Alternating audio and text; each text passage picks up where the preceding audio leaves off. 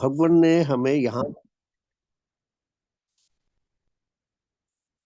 पुण्य भगवान हमें यहाँ तक लाए हैं कि आत्मा को साफ सुथरी सुंदर और शुद्ध पवित्र बना जाए तो उसके ऊपर धर्म का जो वास्तविक रंग है वो चढ़ सकता है।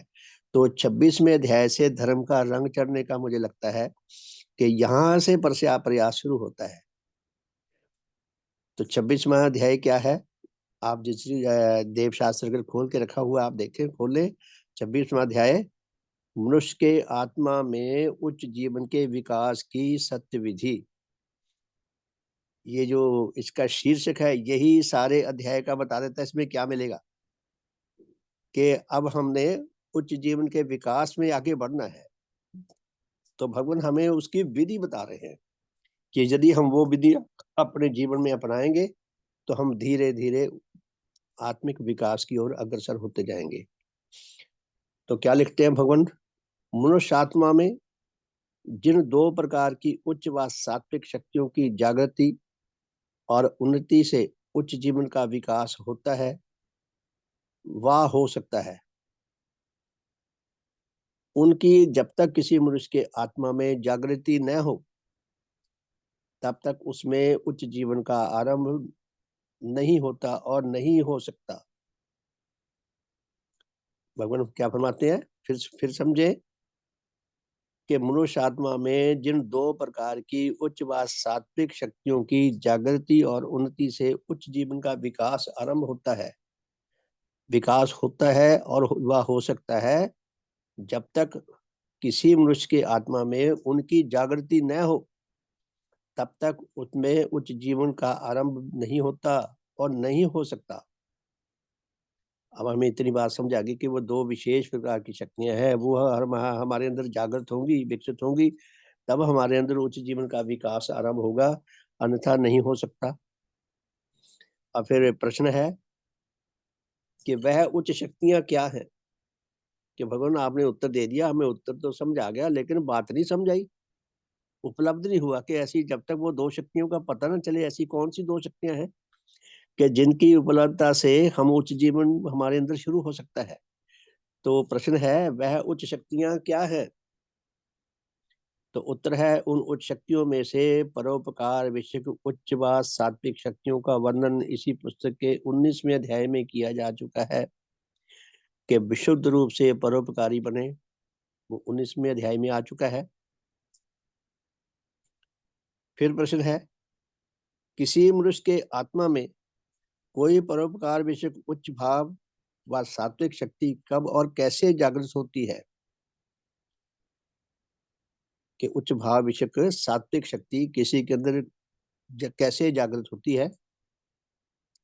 तो उसका उत्तर है यदि किसी जन के आत्मा में उसके पूर्वजों के क्रम में कोई ऐसा उच्च भाव बीज रूप में आया हो कि पूर्वजों से जन्मजात उसे कोई ऐसा भाव मिला हो, जन्मजात ऐसा भाव मिला हो पूर्वजों से कि उसको विशुद्ध परोपकार में उसको अच्छा लगता हो। दूसरी बात, उसकी जागृति व उन्नति के लिए जहां तक और जिस प्रकार की नेचर विषय अनुकूल दशा की आवश्यकता है वह अनुकूल दशा उसे प्राप्त हो सके। सरल शब्दों में के विशुद्ध परोपकार विषय को उच्च भाव बीज रूप में जन्मजात आया हो और दूसरा उसे अनुकूल वातावरण मिले जिसमें वो बीज प्रस्फुटित होकर विकसित हो सके। और यदि इन दोनों बातों में से कोई एक बात भी न हो तो फिर उसके आत्मा में से उस भाव विषय उच्च शक्ति की कुछ भी जागृति व उत्पत्ति नहीं होती और कभी भी और किसी भी प्रकार से नहीं हो सकती। सरल भाषा में जो मुझे समझ आया है कि हम सत्संगों में भी सुनते रहे हैं वर्षों से कि हमारे व्यक्तित्व के विकास में पहले तो हमें जन्मजात उच्च पूंजी मिली हो, उच्च गुण मिले हो जन्मजात, और फिर स्थूल जगत में जन्म लेने के पश्चात हमारे वो जो भाव हमें मिले हैं, गुण मिले हैं, उनके पैदा होने के, उनके जागृत होने के, उनके विकसित होने के लिए हमें ऐसे लोगों की संगति मिले उच्च जीवनधारियों की, महान आत्माओं की संगत मिले, ऐसा वातावरण मिले जिसमें वो उच्च भाव जागृत हो सके, विकसित हो सके। जब ये दोनों दोनों कंडीशन, जब ये दोनों शर्तें हमारे जीवन में पूरी होंगी, तब हमारे अंदर उच्च जीवन के विकास का सिलसिला शुरू हो सकता है। हाँ जी, राजेश मानी जी, शुभ आपका। जी श्रीमान जी, श्री तो भगवान जैसा बता रहे हैं कि हम्म, दो प्रकार की शक्तियां हैं, जिसमें पहली वाली का चर्चा इन भगवान ने शुरू की है, परोपकार विषय कुछ सात्विक शक्ति। अब इसका जो प्रश्न है कि सात्विक शक्ति कब और कैसे जागृत होती है, तो ये दो बातें जो लिखी हैं कि आत्मा के उसके पूर्वज के क्रम में, यानी बीज रूप में आया हो। तो मेरे को अपना जीवन देखना आ रहा है कि पिताजी का अधिकतर स्वभाव ऐसा रहा है और मेरे दादाजी का भी ऐसा स्वभाव रहा। तो बीज रूप में मेरे में भी था, और मेरा भाई है, भाई में भी बीज रूप में होगा, दोनों में होगा।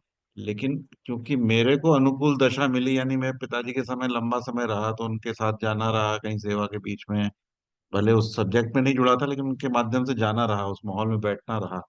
तो वो चीज जागृत हो सकी मेरे जीवन में, मेरे को ऐसा पकड़ में आया। तो वो प्रैक्टिकल वो चीजें सही लग रही हैं कि ऐसा ही होता है। बढ़िया। शुभ हो शिवन जी। शुभ हो जी। कोई और धर्म साथी बताना चाहे, जो हमने पढ़ा उसमें से कोई चीज समझ आई, अच्छी लगी, कैसी लगी? ठीक है, आगे बढ़ता हूं मैं। तो हम सरल शब्दों में ये समझे, यदि हमें विशुद्ध परोपकार का कुछ बीज मिला है जन्मजात अपने माता पिता से, लेकिन इस दुनिया में आकर हमें भगवान देवात्मा की शरण ही प्राप्त नहीं होती, ऐसा वातावरण ही प्राप्त नहीं होता, ऐसे योग उच्च जीवनधारी सच्चे धार्मिक जनों की संगति नहीं प्राप्त होती, तो वो उच्च जीव जो है, उच्च बीज जो है हमारे अंदर आया, वो धीरे धीरे धीरे धीरे खत्म हो जाएगा। खत्म नहीं होगा तो अगर खड़ा भी रहा तो वो भी खत्म हो जाएगा। या फिर ऐसा भी हो सकता है वो इधर उधर कोई छोटा मोटा काम करके, सेवा का लोग करते हैं अलग अलग क्षेत्रों में सेवा, तो अगर उनके अंदर वो भाव आया है तभी तो करते हैं। कोई पानी श्रीमान जी। पिलाने का काम करता है। शुभ हो। हाँ शुभ, कोई श्रीमान जी, मैं ये बात- बोल रहा था कि एक्चुअली या तो व्यक्ति करता नहीं है, लेकिन जिस समय करता है और उसके सुख का जब अनुभव करता है, जो हाँ, सुख का सुख का। अनुभव करता है ना, उसके बाद वो निरंतर उस सुख के प्रयास में रहता है। हाँ जी जी, ठीक है। जैसे मनुष्य का स्वभाव होता है ना, सुख को चाह रहा है और सुख को निरंतर चाह रहा है। तो उसको जिस समय परोपकार करने में सुख मिलने लगता है ना, तो उसको निरंतर करने के प्रयास में आ जाता है। वो मनुष्य का ही स्वभाव है, मनुष्य आत्मा का ही स्वभाव है वो। हाँ, जब तक उसको सुख मिलता रहेगा वो करता रहेगा। लेकिन विशुद्ध परोपकार में सुख मिले या ना मिले, कहते भगवान ने ये कहा है कि विशुद्ध परोपकार जो है ना, नेचर की दृष्टि से देखें। भगवान उसी दृष्टि से कर रहे हैं जो नेचर ने दृष्टि दी है, कि विशुद्ध परोपकार में चाहे दुख मिले चाहे सुख मिले, भगवान निरंतर कंटिन्यूअसली करते रहे। हाँ हम नहीं, लोग वो भाग जाते हैं। जो उच्चतम आत्मिक अवस्था रहती है ना, हालांकि वो सुख वैसा सुख नहीं है, स्वार्थ वाला सुख नहीं है, लेकिन उच्चतम आत्मिक अवस्था का जो सुख रहता है वैसा, जैसे अभी हम श्रवण कर रहे हैं, 1 घंटा बैठे हुए हैं ना, तो एक सुख का अनुभव कर रहे हैं। जी जी तो वो अच्छी चेतना का जो सुख का अनुभव होता है ना, वो सुख।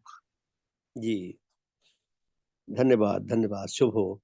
तो आगे प्रश्न है, यदि किसी जन के आत्मा में उसके पूर्वजों के द्वारा कोई परोपकार बेशक उच्च भाव बीज रूप में आया हो, तो क्या उसमें भी उसकी जागृति व उत्पत्ति अवश्य हो जाती है? अब ये प्रश्न नया है, वो पहले प्रश्न से हटके है। तो प्रश्न क्या है, फिर मैं पुनः पढ़ता हूँ। हम प्रश्न पे जोर दिया करें, प्रश्न को समझने की कोशिश करें, प्रश्न में क्या बात उठाई गई है। तो यदि किसी जन के आत्मा में उसके पूर्वजों के द्वारा कोई परोपकार बेशक उच्च भाव बीज रूप में आया हो, तो क्या उसमें भी उसकी जागृति व उत्पत्ति अवश्य हो जाती है?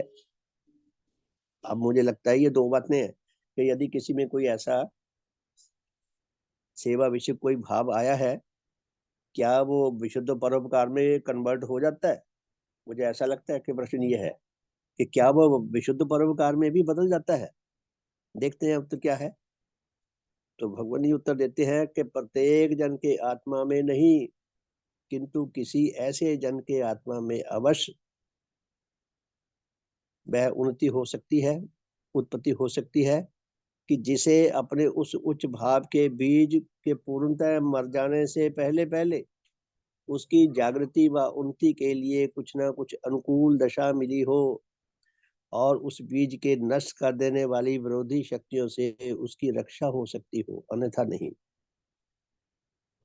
भगवान ये फरमाते हैं कि जो जन्मजात अगर किसी के अंदर कोई सेवा का भाव आया है, अगर उसको ऐसे वातावरण मिल जाए जहां उसको निरंतर उस भाव को आहार मिलता रहे और उसके विपरीत दशा से वो बचा रह सके, तो वो भाव धीरे धीरे विकसित हो सकता है, अन्यथा नहीं।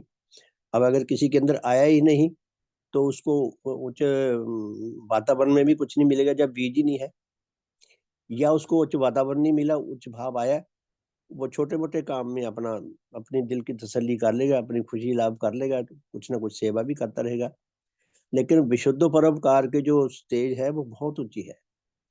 फिर प्रश्न है, जिस मनुष्य के आत्मा में उसके पूर्वजों के क्रम में कोई उच्च भाव का बीज आया हो, वह क्या कभी मर भी जाता है? अब देखिए, जो हमने ऊपर बात की है तो वही प्रश्न में इसमें आया है कि जिस मनुष्य के आत्मा में उसके पूर्वजों के क्रम में कोई उच्च भाव का बीज आया हो, क्या वह कभी मर भी जाता है? जी हाँ, यदि उसके फूटने व जागृत होने के निमित्त उसे कुछ भी अनुकूल दशा ना मिले, तो वह एक विशेष काल के अनंतर धीरे धीरे दुर्बल होते होते मर भी जाता है। और जब वह पूर्णतः मर जाता है, तब फिर उस आत्मा में उस उच्च भाव की कभी और किसी विधि से उत्पत्ति नहीं होती।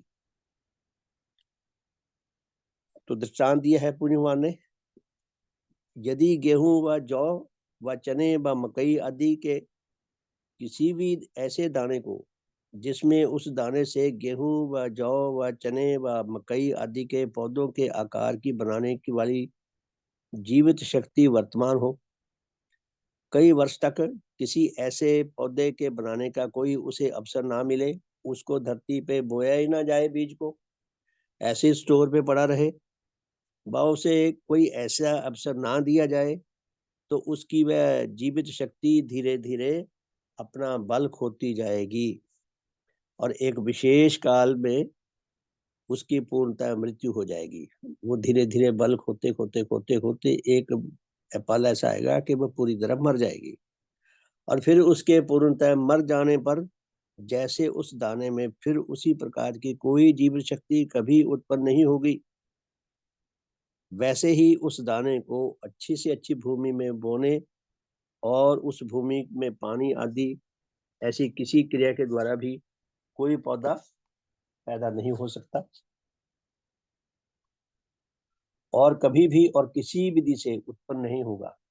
जो एक बार मर गया वो सदा के लिए मर गया। जो शक्ति मर गई वो दोबारा पैदा नहीं हो सकती। जो शक्ति बची हुई है, चाहे कितनी दुर्बल है, उसको मरने से बचाया जा सकता है। ये तो संभव हो सकता है कि वो जीवित तो है, चाहे दुर्बल हो कितनी, अगर उसका सही विधि से सही इलाज हो सके तो धीरे धीरे वो बच भी सकती है। वो धीरे धीरे अपनी दुर्बलता को खोकर शक्तिवान भी बन सकती है और धीरे धीरे विकास का सिलसिला उसका आगे चल सकता है। लेकिन ऐसा बिल्कुल असंभव है कि जो शक्ति मर गई हो वो दोबारा जीवित हो जाए, वो नहीं हो सकता। तो अगले पैरे में भगवान कहते हैं कि इसी प्रकार यदि किसी मनुष्य के आत्मा में किसी परोपकार विषय उच्च भाव का बीज आया हो, परंतु उसकी पूर्णतः मृत्यु से पहले पहले उसकी जागृति के लिए उसे कोई अनुकूल दशा न मिल सके, तो वह भाव भी सदा सदा के लिए मर सकता है और मर जाता है। शुभ हो श्रीमान जी।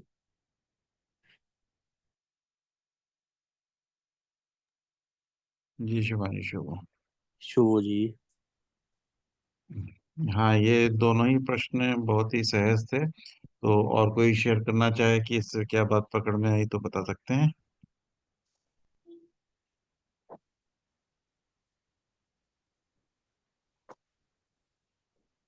ठीक है। जी शुभ जी शुभ। जैसे कि निरंतरता का गुण है, वो निरंतर अगर हमारे अंदर जो भी पूंजी आई है परोपकार विषय, अगर वो निरंतर चलती रहे तो ठीक है। अगर वो मुरझा जाए, जैसे मतलब हम कुछ रुक जाते हैं तो फिर वो धीरे धीरे मरने की कगार पे होता है, किसका वो भाव मर जाता है। जी जी जी, ठीक है, बढ़िया। क्या कह रहे हैं जो मुझे शर्मा जी, मुझे समझ नहीं आई आवाज ना थोड़ी। नहीं, वो बहन जी ये बता रही है कि कोई भी पूंजी ऐसी जो निरंतरता के क्रम में आई है, मतलब हमारे पूर्वजों से निरंतरता के क्रम में आई है, तो वो अगर मेरे माध्यम से निरंतर बनी रही तो वो जीवित रहेगी, हाँ और बिल्कुल निरंतरता बिल्कुल नहीं रही तो मर जाएगी, ऐसा बता रहे हैं वो। बिल्कुल यही बात है, बिल्कुल सेम यही जी बात है, भगवान यही स्पष्ट करते हैं। बहुत बहुत धन्यवाद सुदेश जी, आपने बहुत अच्छे ढंग से बात पकड़ी। तो आगे प्रश्न है, क्या ऐसा भी होता है कि किसी आत्मा के भीतर किसी परोपकार विषयक उच्च भाव की उत्पत्ति हो और वह भाव कुछ काल तक स्थिति भी करे, परंतु फिर धीरे धीरे मर जाए? प्रश्न फिर सुने कि क्या ऐसा भी होता है कि किसी आत्मा के भीतर किसी परोपकार विषयक उच्च भाव की उत्पत्ति हो और वह कुछ काल तक स्थिति भी करे, बचा भी रहे, सुरक्षित भी रहे, परंतु फिर धीरे धीरे मर जाए? तो भगवान ही उत्तर देते हैं, जी हाँ, ऐसा भी हो सकता है। ऐसा भी होता है कि किसी किसी जन्म में किसी परोपकार विषयक उच्च भाव की उत्पत्ति हो जाती है, परंतु फिर कई प्रकार की शक्तियों के प्रतिकूल प्रभावों से कुछ काल के अनंतर उस भाव की पूर्णतः मृत्यु भी हो जाती है। हाँ, कहते हैं ऐसा भी हो सकता है, क्योंकि और जिन शक्तियों ने घेर रखा है वो उनका सामना नहीं कर पाई, धीरे धीरे उनके आगे जरूरत पड़ती गई तो धीरे धीरे मर जाएगी, तो उनका सामना करना पड़ेगा, उनको पराजित करना पड़ेगा। भगवान ने भजन में लिखा है ना, तुम संग अपना प्रेम बढ़ाऊं, तुम संग निज संबंध बढ़ाऊं, आत्म विनाशक जो संबंधी उनसे मैं संबंध घटाऊं। इस प्रश्न का उत्तर उसमें भी निहित है कि जो हमारी आत्मा के विनाशक हैं, जो ऐसी चिंताएं करते हैं, ऐसी गतियां करते हैं, जो हमारी आत्मा मर जाए, हम उधर उधर को खींचते हैं, उनसे संबंध काट लो या उनसे उचित दूरी बना के रखो, ताकि उनके विनाशकारी प्रभावों से हम बच सकें। तो फिर मैं इस उत्तर को पढ़ता हूँ। तो भगवान कहते हैं, जी हाँ, ऐसा भी होता है कि किसी किसी जन्म में किसी परोपकार विषयक उच्च भाव की उत्पत्ति हो जाती है, परंतु फिर कई प्रकार की शक्तियों के प्रतिकूल प्रभावों से कुछ काल के अनंतर उस भाव की पूर्णतः मृत्यु भी हो जाती है। फिर प्रश्न है, अनुकूल और प्रतिकूल दशा क्या होती है? अब देखिए, यहाँ नया शब्द आया ना, अनुकूल और प्रतिकूल, तो नया प्रश्न खड़ा हो गया। अब जिसको ये अनुकूल और प्रतिकूल दशा की समझ नहीं आएगी, उसे ये उत्तर भी समझ नहीं आएगा। तो प्रश्न है कि अनुकूल और प्रतिकूल दशा क्या होती है? उत्तर, किसी मनुष्य व पशु व पौधे के जीवित शरीर व उसके जीवित आकार के बनाने और फिर उसके द्वारा अपने भीतर की कई प्रकार की अन्य छिपी हुई शक्तियों के धीरे धीरे प्रकट व प्रकाशित करने के निमित्त उसकी जीवनी शक्ति को अपने से बाहर नेचर की जिन जिन शक्तियों की सहायता पाने की आवश्यकता है, उनकी प्राप्ति का अवसर पाने को अनुकूल दशा व अनुकूल सामानों की प्राप्ति और उसके विपरीत दशा को प्रतिकूल दशा की प्राप्ति कहते हैं। सरल शब्दों में भगवान देवात्मा सत्य अनुरागी हैं, शुभ अनुरागी हैं, मिथ्या एवं अशुभ के प्रति पूर्ण घृणा, पूर्ण वैराग्य भाव रखते हैं। उनकी जो धर्म शिक्षा है, यदि हम ये धर्म शिक्षा में अपना जीवन बिताना चाहें, हम सच्चे अर्थों में धर्मवान बनना चाहें, तो हमारे पास विकल्प होना चाहिए कि हम ऐसे लोगों में रहें जो सच्चे अर्थों में धर्मवान है। और अगर हमें निरंतर में रहना पड़े तो हमारी आत्मा दुर्बल नहीं होगी, तो दुर्बल करने वाले विरोधी भाव आसपास न है नहीं, वो दुनिया ही और है। लेकिन क्या होता है, हम जैसे सत्संग में 2-3 दिन के लिए, 4 दिन के लिए चल गए, बाद में तो यही आते हैं अपने अपने घरों में और अपने अपने अड़ोस पड़ोस में, जो घरों में कितनी ही प्रकार का विनाशकारी जो प्रभाव है, और जो अड़ोस पड़ोस में है, जैसे रात दिन हम टीवी देखते हैं, जो कुछ उसमें आता है, जो कुछ हम अपने पारिवारिक जनों से जो धर्म से दूर हैं, उनके प्रभाव हमारे ऊपर पड़ते हैं, हमारे उनके ऊपर पड़ते हैं, तो हमारा और उनका एक तरह से अज्ञात रूप में द्वंद्व चलता है हमारे भावों का उनसे। तो जो भाव मजबूत होते हैं, जिसके मजबूत होते हैं, वो दुर्बल को और दुर्बल कर देते हैं।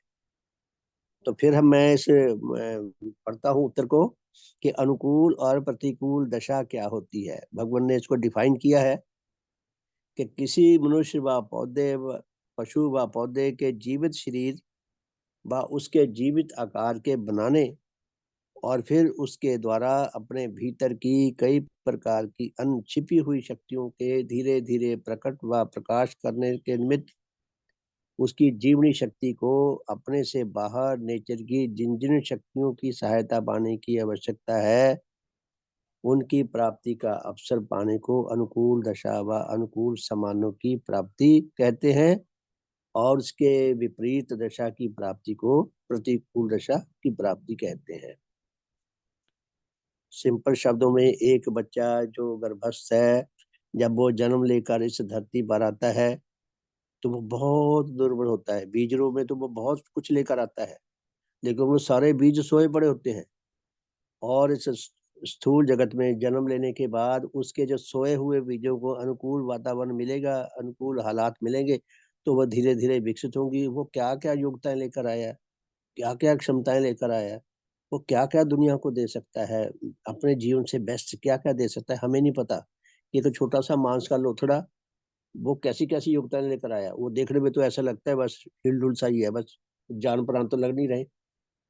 लेकिन अगर उसको अनुकूल हालात मिलेंगे तो उसके अंदर के जो बीज हैं सोए हुए, वो जागृत होंगे, विकसित होंगे, और धीरे धीरे वो अपनी कार्य क्षमता दिखाएगा, अपनी योग्यता दिखाएगा। और अगर वो हालात नहीं मिलेंगे तो वो बीज भी मर जाएंगे धीरे धीरे। तो ये अनुकूल दशा और प्रतिकूल दशा है। शुभ हो। मानी जी, शुभ हो। कुछ जी, कहना? शुभ हो शिमा जी। कोई और बोलना चाहेंगे क्या?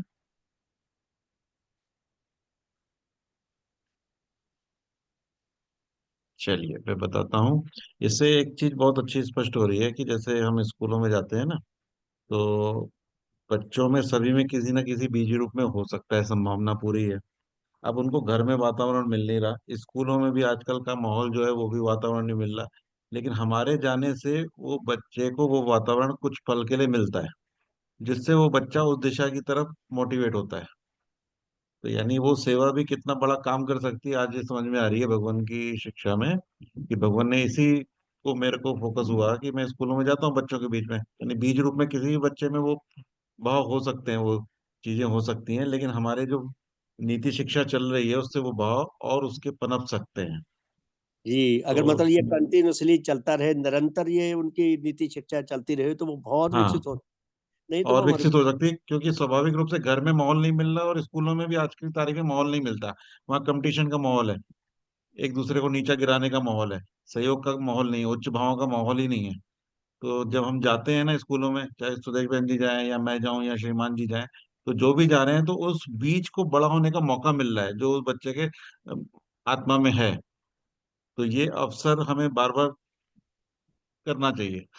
ये मौके का लाभ लेना चाहिए, क्योंकि वो नेचर का ही नहीं है हमें। धन्यवाद हमें श्रीमान निरंतर जी। जुड़े रहना पड़ेगा, निरंतर जी जुड़े रहना जी पड़ेगा। जी।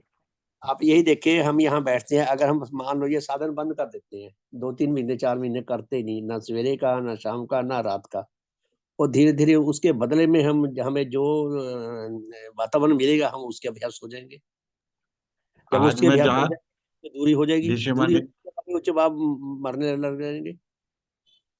आज मैं जहाँ गया था तो मेरे को इस साधन का आकर्षण इतना हुआ कि वो प्रोग्राम में 4 बजे छोड़ के आ गया। जी जी। धन्यवाद धन्यवाद। आपने कहा था भी मैं आज आ नहीं सकूंगा, ये मुझे याद है। धन्यवाद। तो यही चीज है, हमें हमें अच्छे वातावरण में, अच्छे लोगों में, अच्छी शिक्षा में निरंतरता बना के रखनी चाहिए। मैं आपके सामने हूँ, मैं बचपन से मुझे संगीत का बहुत प्रेम है, मैं श्रोता हूँ, श्रोता मुझे अच्छा कह सकते हैं। और मेरे पास बहुत रिच म्यूजिक है, अलग अलग टाइप का, और खासकर गजलों का। और वही गजलें जो मैं बचपन से सुनता आ रहा हूँ, ये नहीं मैं बड़ा होकर सुनने लगा हूँ, बचपन से। मेरे पिताजी और उनके मेरे पड़ोसी पिताजी के मित्र थे, वो बड़े हैरान होते थे कि आपका बेटा ये कहाँ से लाता है ऐसी चीजें, ये तो बड़े बूढ़ों के नहीं पल्ले पड़ती, उनकी नहीं समझ आ रही है। मैंने कहा मुझे नहीं पता, ये मुझे मिल जाती है। कहते हैं ना, घास को रोको घास मिल जाती है, मुझे ऐसी चीजें मिल भी जाती थी। तो वही चीजें, वही गजलें अब मुझे, मेरे लिए वो एक एक समय बहुत जबरदस्त, एक एक गजल मेरे लिए इतनी शानदार है। पहले भी मुझे बहुत अच्छी लगती थी, लेकिन भगवान देवात्मा के साथ जुड़कर उनकी वैल्यू जितनी बढ़ गई, तो मैं आपको बता नहीं सकता मुझे कितना वो वैल्यूएबल लगती है। कहने का अर्थ ये है कि हमें निरंतरता बना के रखनी पड़ेगी। तो बहुत बहुत धन्यवाद है जी आपका, शुभ हो। आगे देखते हैं। तो नया प्रश्न आया है, क्या कोई सहायकारी व अनुकूल दशा प्रत्येक पुरुष व पशु व पौधे की जीवनी शक्ति को प्राप्त नहीं होती? क्या सहायकारी या अनुकूल दशा प्रत्येक जीव को नहीं होती, प्राप्त नहीं होती? उत्तर नहीं होती, लाखों और करोड़ों को प्राप्त नहीं होती। हम सरल भाषा में समझ सकते हैं कि विश्व में धर्म जिज्ञासु आत्मा, सच्चे धर्म जिज्ञासु आत्मा, धर्म लाभ करने के सच्चे अधिकारी आत्मा लाखों होंगे। लाखों लोग होंगे जो सच्चा धर्म धर्म उनको मिले तो वो बहुत विकास कर सकते हैं, लेकिन उन्हें भगवान देवात्मा की शरण में आने का अवसर नहीं मिला। हमें मिल गया। जितना के हम अधिकारी हैं उतना का हमारा विकास हो गया और हो रहा है।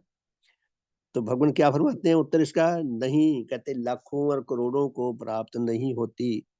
आपको याद होगा 40-45 साल पहले से भी पहले की शायद बात है, एक पत्रिका छपा करती थी धर्मयुग। उसमें एक बार लेख भी आया था, फोटो भी आए थे कि दो शिकारी जंगल में शिकार खेलने गए। तो शिकार में ढूंढते ढूंढते उन्होंने देखा एक इंसानी बच्चा भेड़ियों के साथ रह रहा है और चारों पांव से चलता है। उन्होंने बड़ी मेहनत करके किसी तरह उसको पकड़ के ले आए, शायद लखनऊ ही लाए थे या कहाँ, मुझे ध्यान नहीं, बहुत पुरानी बात है। तो वो भेड़ियों जैसा बिहेव करता था, इंसान का बच्चा था, लेकिन वो पता नहीं भेड़ियों के पास कैसे चला गया। भेड़ियों ने उसे मार नहीं डाला, खा नहीं गए मार के, तो उनके साथ रहा, बिल्कुल भेड़िए जैसा उसका व्यवहार था।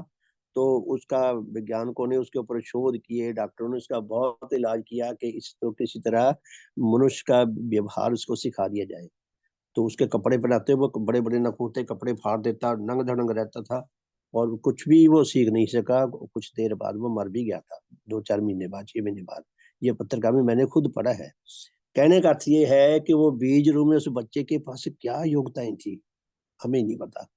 उन योग्यताओं को जागने का, निखरने का अवसर ही नहीं मिला। उसका बेचारे का जीवन यूं ही खो गया। तो इसी तरह लाखों करोड़ों लोग, लाखों करोड़ों ऐसे पौधे, लाखों करोड़ों ऐसे पशु होंगे जो जन्म तो लिया उन्होंने, लेकिन उनको अनुकूल दशा नहीं मिली, सहायकारी शक्तियों की सहायता नहीं मिली। इसलिए वो अपने अंदर की जो जीवनी शक्ति थी उसकी सुरक्षा नहीं पा सके, और जो जो बीज रूप में वो अच्छी अच्छी गुणों वाली बातें लेकर आए होंगे, योग्यता लाए होंगे, उसको वो निखार नहीं सके। हमें इन इन ऐसे प्रश्नों को जानकर समझकर बहुत अलर्ट रहने की आवश्यकता है कि हमें ये जो सौभाग्य मिला है ये बहुत बड़ा सौभाग्य है। हमारी योग्यता से नहीं मिला, मैंने कोई योग्यता से नहीं चुना भगवान को, हमें हम सबको लाया गया है। हमारे ऊपर सहायकारी शक्तियों का, किन किन इस लोकवासी लोकवासी आत्माओं का क्या क्या संग्राम रहा होगा हमें नहीं पता। हमें लाया गया है, उन्होंने समझा होगा ये अधिकारी हैं, इसलिए हमें भगवान के श्री चरणों में ले आए। और कुछ ना कुछ हमें समझ भी आने लग गया, हमारे स्वाग के द्वार खुल गए। तो हमारे लिए ये नितांत आवश्यक है कि एक तो हम भगवान के देह प्रभावों को पाने के लिए निरंतर बने रहें, निरंतरता रखें अपने जीवन में, कंटिन्यूअस प्रोसेस है ये। और अपने इस सौभाग्य की रक्षा करें, इसका विकास करें, और प्रभावों को लाभ करते हुए हम अधिक से अधिक योग बनने का प्रयास करें। तो फिर प्रश्न है, तो क्या था कि क्या कोई सहायकारी व अनुकूल दशा प्रत्येक मनुष्य व पौधे व पशु की जीवनी शक्ति को प्राप्त नहीं होती? नहीं, लाखों और करोड़ों को प्राप्त नहीं होती। मान लो हमें ना प्राप्त होती तो हम भी जैसे और दुनियादार करते हैं ऐसे कुछ कर रहे होते, या नशे कर रहे होते, या चोरियां ठगियां कर रहे होते, या गुंडागर्दी कर रहे होते, कत्ल खून कर रहे होते, या पुलिस की गोली से मारे जाते, कुछ ऐसे ही और कर रहे हैं, ऐसे हम भी होते। तो फिर प्रश्न है कि तब ऐसे लोगों का परिणाम क्या होता है? कि जिनको अनुकूल दशा नहीं मिलती, सहायकारी शक्तियों की सहायता नहीं मिलती, उनका परिणाम क्या होता है? उत्तर देखिए कितना उत्तर है, उन्हें अपने अपने लिए किसी गठन प्राप्त जीवित शरीर व गठन प्राप्त जीवित आकार के बनाने के निमित्त नेचर से जिस जिस आकार के अनुकूल सामानों की प्राप्ति की आवश्यकता है, वह सामान यदि उन्हें न मिले तो फिर इस दशा में वह सब धीरे धीरे नष्ट हो जाती हैं। वो सब नष्ट होने के लिए है ऐसी ऐसी आत्माएं। और यदि उनमें से किसी किसी को केवल कुछ काल के लिए ऐसी अनुकूल दशा मिले और फिर ना मिले, तो उस काल का उतने उतने काल तक तो इस प्रकार के कार्य का क्रम चलेगा, परंतु उसके अनंतर बंद हो जाएगा। यहाँ फिर वही बात आ गई, निरंतरता।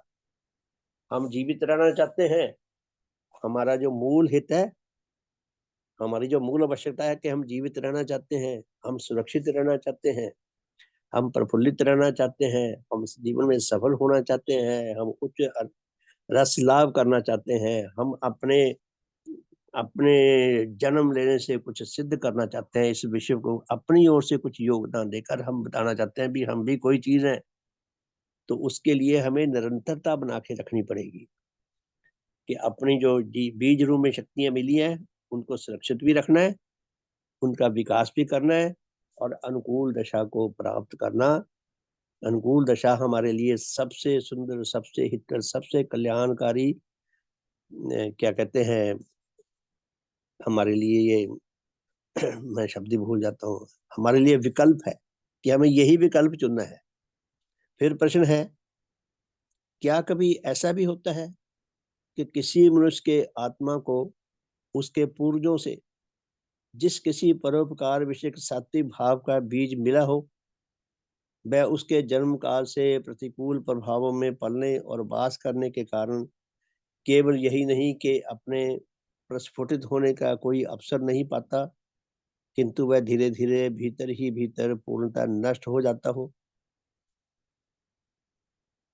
फिर प्रश्न समझे कि क्या कभी ऐसा भी होता है कि किसी मनुष्य के आत्मा को उसके पूर्वजों से जिस किसी परोपकार विषयक सात्विक भाव का बीज मिला हो, वह उसके जन्म काल से प्रतिकूल प्रभावों में पलते रहने और वास करने के कारण केवल यही नहीं कि प्रस्फुटित न होने होता हो, किंतु धीरे धीरे भीतर ही भीतर पूर्णतः नष्ट हो जाता हो? कि कुछ बीज रूप में कोई ऐसी योग्यता आई, उसको इस दुनिया में आकर जागृत होने का, प्रस्फुटित होने का, विकसित होने का अवसर भी नहीं मिला, और वो शक्ति वो धीरे धीरे नष्ट हो गई। क्या ऐसा भी होता है? उत्तर, जी हाँ।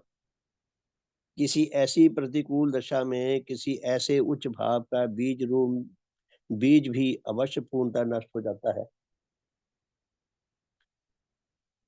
किसी ऐसी प्रतिकूल दशा में किसी ऐसे उच्च भाव का बीज भी अवश्य पूर्णतः नष्ट हो जाता है। इसलिए किसी ऐसे बच्चे का कि जिसमें इस प्रकार का कोई उच्च भाव विषयक बीज आया हो, किसी ऐसे माता पिता व परिवार में जन्म लेना और उसका उनके और अन्य जनों के ऐसे प्रभावों में वास करना जो उसके लिए प्रतिकूल व विनाशकारी हो, जैसे भजन में आया कि आत्म विनाशकारी हो, अत्यंत शोचनीय है। अत्यंत शोचनीय बात है कि अगर कोई बच्चा ऐसे परिवार में पैदा होता है, बीज लेकर आया, वह बहुत अच्छे जन्मजात, लेकिन वह ऐसे परिवार में है जहाँ परिवार ही ऐसा हो जो हर प्रकार से नीच चिंताएं, नीच गतियां और नीच कर्म करने वाला हो, तो उसमें उस बच्चे का जन्म लेना उसके लिए अत्यंत शोचनीय है। प्यारे धर्म साथियों, भगवान देवात्मा ने विज्ञान मूलक सत्य की खोज की है। भगवान ने देव धर्म के चार तीर्थ बताए हैं। एक तो श्री अकबरपुर, दूसरा रुड़की, और तीसरा लाहौर, और चौथा सोलन। हम ध्यान से देखें, भगवान क्या कहना चाहते हैं कि वो चारों सत्य धर्म की खोज में चारों स्थानों का विशेष योगदान है। भगवान देवात्मा का श्री अकबरपुर में जन्म ना होता, अर्थात जन्म ही ना हुआ होता, तो विज्ञान मूलक धर्म कहाँ से आता। सोलन में भगवान देवात्मा पढ़ने आए, उनके अंदर जो उच्च शिक्षा प्राप्त करने का अनुराग था, माता पिता ने विरोध किया था, उनका विरोध सहकर भी आए, और फिर यहाँ आकर श्रद्धेय ऋषि जी महाराज के साथ उनका संपर्क ना होता। ऋषि जी के साथ संपर्क होना नेचर का अपना चमत्कार है। भगवान देवात्मा लगभग 16-17 साल के थे और ऋषि जी महाराज 32-33 साल के आसपास की आयु होगी। और होली के हुड़दंग में जब काले पीले मुंह हो रहे थे, हो हल्ला हो रहा था, गुलाब हो रही थी, पता नहीं और क्या क्या शरारतेबाजी हो रही होगी, उसमें भगवान देवात्मा ने ऋषि जी को के प्रति इतना आकर्षण महसूस किया। ऋषि जी ने भगवान देवात्मा के प्रति, उनका आपस में संपर्क हुआ। ऋषि जी महाराज का विज्ञान मूलक सत्य धर्म की खोज में बहुत बड़ा श्रेय जाता है उनको। भगवान देवात्मा ऋषि जी महाराज के संपर्क में आए, यानी कि उनको अनुकूल सामान मिले, तो उनके अंदर जो सत्य अनुराग का बीज सोया पड़ा था, वो ऋषि जी के संपर्क से जाग गया, और फिर उसने क्या चमत्कार कर दिया, विज्ञान मूलक धर्म आ गया। ऋषि जी महाराज ने जब उनको दीक्षा दी, शिष्य बनाया, उनको बहुत सारे उपदेश दिए। एक बीच में ये उपदेश दिया था कि झूठ कभी मत बोलना, चाहे कितनी बड़ी विपत्ति आ जाए। पुण्य भगवान ने वो लेख लिखा है, पढ़ने वाला हम पढ़े। वो लिखा है कि ऐसे तो उपदेश देने वाले बहुत हैं जो कहते हैं भी झूठ कभी नहीं बोलना चाहिए, लेकिन प्रभाव क्यों नहीं होता। भगवान पे क्यों प्रभाव हुआ। भगवान डिजर्व करते थे, सतनुरागी थे, और ऋषि जी महाराज का अपना जीवन ऐसा था। पुण्य भगवान ने लिखा है कि ऋषि जी महाराज का अपना जीवन ऐसा था, वो कभी झूठ नहीं बोलते थे, वो सत्य का साथ देते थे, और बड़ी बड़ी विपत्तियां उन्होंने सही है। तो उन्होंने जो मुझे उपदेश दिया, वो जीवंत उपदेश था, जीवंत भी था। भगवान देवात्मा के सत्य अनुराग को जगा दिया। मेरा कहने का तात्पर्य है कि पूर्व भगवान क्या कहते हैं कि अनुकूल दशा ये होती है। भगवान को नहीं मिली थी अनुकूल दशा जब तक, तो वो सत्य अनुराग सोया पड़ा था, तो ऋषि जी महाराज के संपर्क से वो जाग गया। तो उसी के बारे में बात करते हैं। तो प्यारे धर्म साथियों, बहुत बहुत धन्यवाद, विषय बहुत सुंदर है। राजेश रमानी जी, आप कुछ कहना चाहें तो फिर उसके बाद साधन को फिर विराम देंगे। शुभ हो आपका। जी जी श्रीमान जी, विषय बहुत ही बेहतरीन तो है ही, और एक बार बार ये चीज निकल के आ रही है कि पूरा उच्च जीवन पूरे समाज का बनाया जा सकता है। उसमें मुख्य किरदार जो परवरिश से जुड़ा रहता है वो माता पिता, अध्यापक और जितने भी गुरुजन हैं, जितने भी, उनमें अगर ये समझ आ जाए और उनका जीवन उच्च जीवन की दिशा में बढ़ जाए, और क्योंकि जितना भी नया समाज आ रहा है वो उनके माध्यम से ही आ रहा है, तो उसमें ये अगर क्लियरिटी आ जाए तो स्वाभाविक रूप से समाज बदल सकता है। तो ये भगवान की शिक्षा उन जनों तक पहुंचनी, मनुष्यात्मा के गठन को पहुंचना बहुत अति आवश्यक है, अगर समाज की नई बदली हुई दशा देखनी है तो वाकई भगवान ने जो शिक्षा दी है, अ, अभी आपके माध्यम से जो समझ में आ रहा है, उसको पढ़ के चिंतन से जो समझ में आ रहा है, तो वाकई समझ में आ रहा है कि अपना रोल कितना है, मतलब हम जिस किरदार को अभी निभा रहे हैं सेवक के उसमें और प्रचार के उसमें, तो कितना ज्यादा योगदान हमारा चाहिए समाज को, ये समझ में आ रही है बात। धन्यवाद शिवानी जी।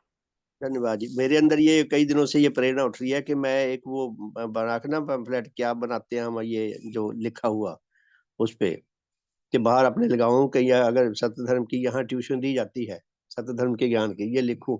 कई बार शायद कुछ लोग आने लग जाएं, तो नहीं, देखता हूँ मैं इसमें विचार। आप वो लिखवा सकते हैं, धर्म विकासालय लिखा दो बोर्ड में, और नीचे मनुष्य को बनाने का कुछ भी ऐसा कार्यक्रम लिख दें या कुछ भी ऐसा लिख दें, वो तो अपने विचार आप कुछ करते लोग देखते हैं आ ना। जाएंगे। मैं ट्यूशन इसलिए लिखना चाहता हूँ ताकि जो लोग हैं ना, रिटायर्ड लोग बहुत हैं, खाली हैं, रहते हैं, तो शायद किसी के अंदर ये प्रेरणा जागे।